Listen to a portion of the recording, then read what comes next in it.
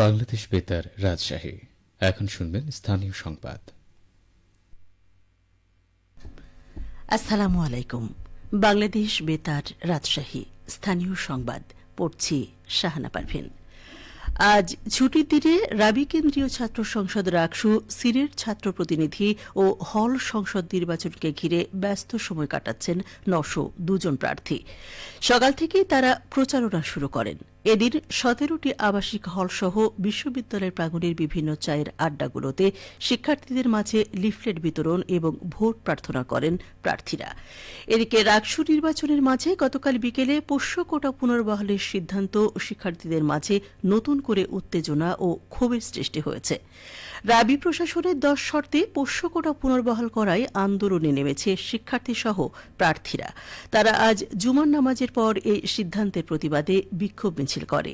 এর আগে একই দাবিতে গতকাল রাত ৭:৩০ থেকে মধ্যরাত পর্যন্ত উপাচার্যের বাসভবন ঘেরাও করে বিক্ষোভ কর্মসূচি পালন করেন শিক্ষার্থীরা বলছেন তারা পোষ্য কোটা বন্ধ এবং ঘোষিত সময়েই নির্বাচন চান। আগামী ২৫ সেপ্টেম্বর বিশ্ববিদ্যালয়ের ৯টি একাডেমিক ভবনের ১৭টি ভোটকেন্দ্রে ৯৯০টি বুথে ভোট গ্রহণ অনুষ্ঠিত হবে।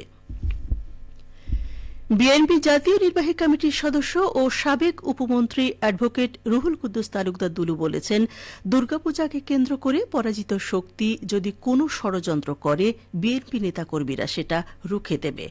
যখনই পূজা আসে, সেটা দুর্গাপূজা হোক বা সরস্বতী পূজা, এই পূজা যখনই আসে তারা তখনই প্রোপাগান্ডা ছড়ানোর চেষ্টা করে।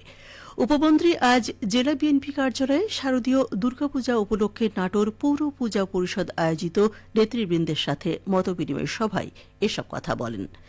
এ সময় অন্যান্যের মধ্যে উপস্থিত ছিলেন জেলা বিএনপির আহ্বায়ক রহিম নেওয়াজ, নাটোর পৌরসভার সাবেক মেয়র শেখ এমদাদুল হক আল মামুন, পূজা উদযাপন পরিষদের ভারপ্রাপ্ত সভাপতি খগেন্দ্রনাথ রায়, বাংলাদেশ হিন্দু বৌদ্ধ খ্রিস্টান ঐক্য পরিষদের সাধারণ সম্পাদক সুব্রত সরকার প্রমুখ।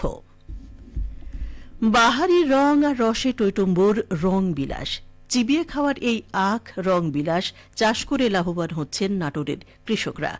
রং বিলাস নিয়ে এখন শুনুন আমাদের নাটোর জেলা সংবাদদাতার একটি প্রতিবেদন।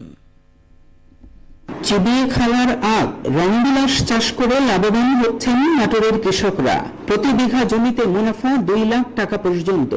খরচ উঠে আসে সাথী ফসল হিসেবে পেঁয়াজ রসুন আবাদ করে। জেলায় সর্বাধিক ৭১ হেক্টর জমিতে রংবিলাস চাষ হয়েছে বড়াইগ্রাম উপজেলায়। ৩০ বছর ধরে রংবিলাস চাষকারী মহিষডাঙ্গার কৃষক গোলাম রসুল জানান, মাছ চাষ করি, এর ভিতর দিয়ে মনে করেন যে পেঁয়াজ রসুন দেওয়া হয় না। তারপরে মনে করেন যে ১ বিঘা জমিতে আমার খরচ হয় মোটামুটি ৭০,০০০ টাকা। আর ভালো আখ হইলে মনে করেন আমরা বিক্রি করি ১.৫ লাখ থেকে ২ লাখ টাকা পর্যন্ত বিক্রি হয়। এর ভিতর মনে হয় সভা বিক্রি করি ৩,০০০ টাকা, ৩৫০০। এবার বাজার ভালো, এবার মনে করেন আমি বিক্রি করছি ৩,০০০ টাকা। আর খোঁজটা বেশি আরো বেশি হয়। খোঁজটা বেশি দেখা যাচ্ছে যে ১০০ বাজারে আমি বেশি দেখা যাচ্ছে যে ৫,০০০ ৬,০০০ টাকা পর্যন্ত হয়। কারণ আখটা আল্লাহ দিলে খুব ভালো দিছে, এই আবাদটা খুব লাভজনক। কৃষি সম্প্রসারণ বিভাগের উপপরিচালক মোহাম্মদ হাবিবুল ইসলাম খান কৃষকদের পরামর্শ প্রদানের কথা উল্লেখ করে বলেন, দুটো উপজেলা আমাদের ১০৯ হেক্টর জমিতে এই আখের চাষ হচ্ছে। এখানে এই আখটি দুইভাবে ব্যবহৃত হয়, একটি চিবিয়ে খাওয়ার জন্য আর একটি রস করে খাওয়ার জন্য। এটি আসলে মূলত খুবই রসালো এবং নরম একটি আখ, যার কারণে এটি কিন্তু মানুষ সহজে চিবিয়ে খাইতে পারে। পাশাপাশি এর যেহেতু অনেক রস এবং মিষ্টি, যার কারণে এটি কিন্তু অনেক ব্যবসায়ী তারা কিন্তু এইটি রস করে মানুষের কাছে বিক্রি করছে। ফরিয়া দোকানদার তারা কিন্তু কৃষকের কাছ থেকে সরাসরি মাঠ থেকে কিনে নিয়ে এসে শহরে বাজারে সেখানে তারা বিক্রি করছে এবং এটির আর্থিক মূল্যবান যেহেতু ভালো, কৃষকরা যেহেতু ভালো দামে বিক্রি করতে পারছে, এই আখটি চাষের জন্য সবসময় পরামর্শ দিয়ে যাচ্ছি। নাটোর জেলার পাশাপাশি অন্যান্য জেলাতেও এটি চলে যাচ্ছে। জেলায় এবছর ১০৯ হেক্টর জমি থেকে ৫,০০০ টনের অধিক রংবিলাস আখ পাওয়া যাচ্ছে, যার আর্থিক মূল্যমান অন্তত ১৩ কোটি টাকা। ফারাজি আহমদ রফিক বাবন, নাটোর জেলার সংবাদদাতা, বাংলাদেশ বেতার, রাজশাহী।